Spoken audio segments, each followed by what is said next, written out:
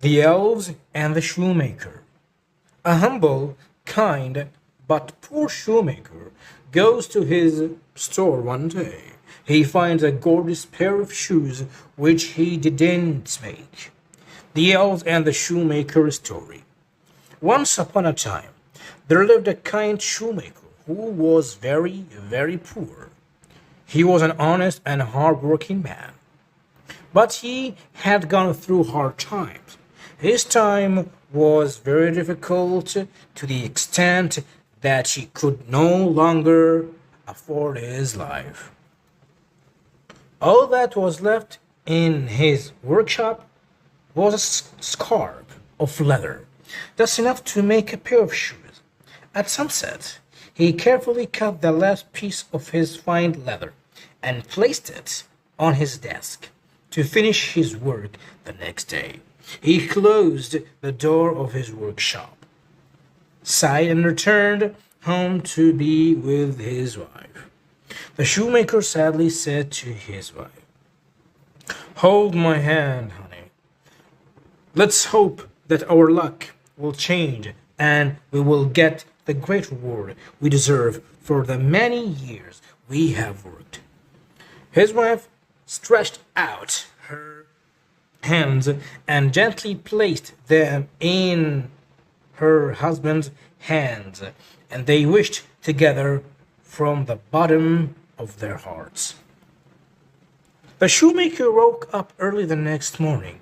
As usual, he ate breakfast, brushed his teeth, said goodbye to his wife, and went to the workshop. He expected to find the leather he had carefully cut last night to make beautiful shoes on his desk. But he did not find the leather at all. To his surprise, he found on the work table a pair of the best shoes he had seen until that day, perfectly stitched and shining like diamonds. The shoemaker was completely stunned and froze right there. He thought to himself, "I can't believe this." Suddenly, there was a loud noise, and the workshop door opened. A well-dressed man entered and said, "Good morning, kind man. I was passing by, and that very beautiful pair of shoes on the card table caught my attention. Can I try them, please?" Shoemaker said, "Of course, why not? Here you are." The man knelt down and tried on the shoes. As I thought, they fit perfectly. I will definitely buy these. What happened next shocked the shoemaker. The man asked the shoemaker the price of the shoes. The shoemaker told the handsome man the price of the shoes. The customer screamed, "It is unbelievable." The shoemaker looked disappointed. The customer continued, "I mean, it is quite obvious that these shoes are very high quality. I will definitely pay you twice this price." The shoemaker sincerely thanked the man for his generosity. The man smiled, took off his hat, and walked out the door in his new, very shiny shoes. The shoemaker went out and brought more leather with the money he earned from selling shoes. This time he had so much leather that he could make 2 pairs of shoes. At sunset, he carefully cut 2 pieces of fine leather and placed them on his desk to finish his work the next day. The next morning, surprisingly, the same thing happened again, but this time there was not a pair of shoes on the shoemaker's desk, but there were 2. And as before, the quality of the work was so great that 2 well-dressed men entered his workshop and bought the shoes at a much higher price than the shoemaker had imagined. This story continued every day. With the money he earns in the morning, the shoemaker buys enough leather to make twice as many shoes for tomorrow as today. And every morning, the shoes would be perfectly prepared and waxed on his desk, ready to be sold.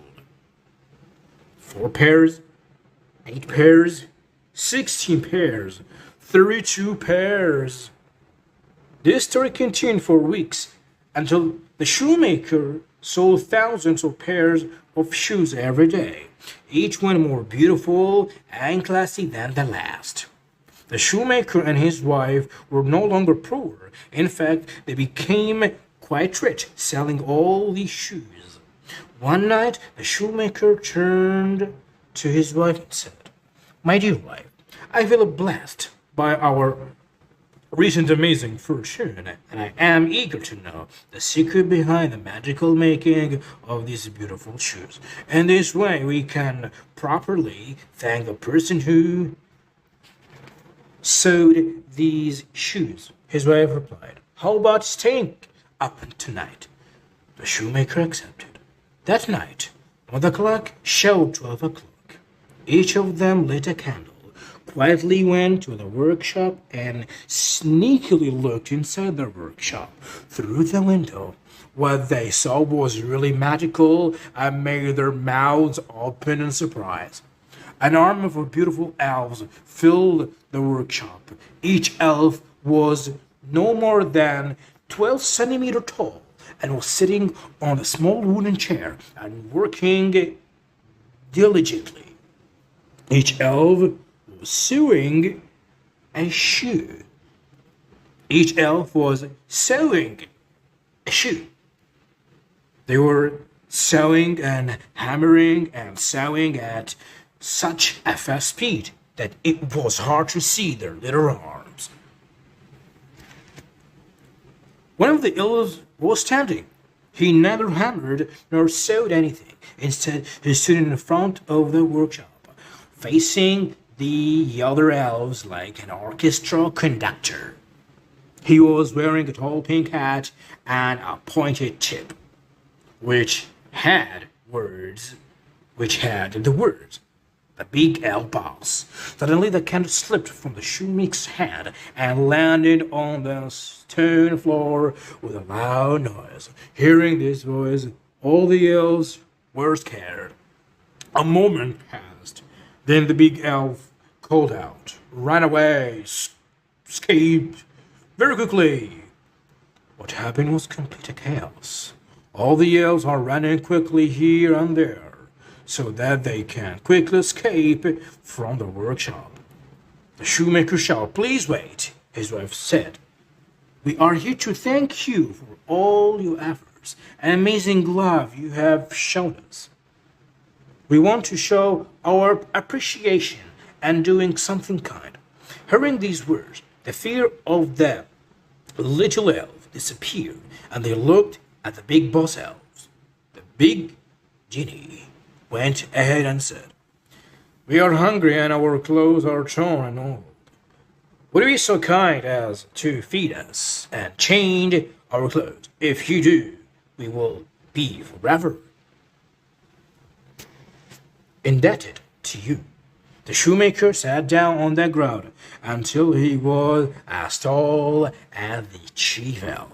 The shoemaker smiled at him and said softly, "Of course, Your Majesty.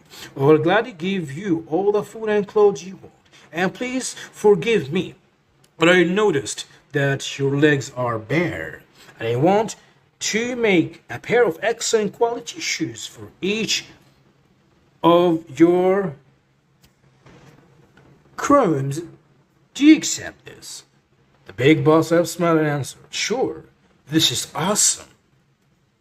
From that day on, the elf, shoemaker, and his wife became each other's best friends.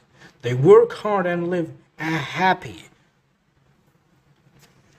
prosperous, and perfect life together.